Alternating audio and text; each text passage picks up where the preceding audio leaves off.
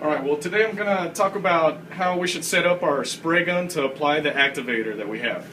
Okay, as you can see, I'm using a Central Pneumatic Harbor Freight gun. You don't really need a $200 or $300 DeVille Bis or SATA gun. One of these will work just fine. I'm using a 1.4 millimeter tip. Usually it'll have an engraving right here on the tip showing you what size tip you have. So we're spraying with a 1.4 millimeter tip gun. This is a HVLP gun. And this is a air pressure regulator that we have here at the gun. That way we don't have any restriction of air with our air hose. Okay, so first thing that you want to do when you're going to be spraying your activator is, of course, load your hopper up with the activator. And we supply it in quart containers and in gallon containers, such as this one right here. So first thing you need to do is agitate the activator inside the container. That way all of the solvents are evenly distributed when you're pouring it into your hopper. Because it does have solids in there and they can settle after a while. So if you don't stir your container up, you can have issues.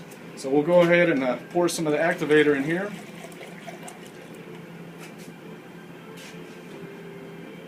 You always want to make sure you get a good seal on your container. That way you're not having any evaporation of any of the solvents. So we'll go ahead and close our lid back up here. We've had our film soak in here for 60 seconds already, over 60 seconds. Our water temperature is about 90 degrees, right where it should be. Now, when you set up your gun, you have most guns have an adjustment to where you can put the pattern, either a circular pattern or a fan pattern. I prefer the fan pattern because you get a more evenly distribution of the activator onto your film. Also, you should have a knob to adjust the needle inside the gun, and also a volume flow control knob for your air volume flow. So basically, you want to set your gun up to where you have a good steady stream of activator coming out, and you don't want too much air coming out behind that, because if you have too much volume of air coming out behind your gun, what's going to happen? It's going to vaporize the activator, and you're not going to have enough wetting action of the activator on your film. So I'm going to go ahead and apply some activator here on the film. So really all it needs is about 2 to 3 light passes in each direction. So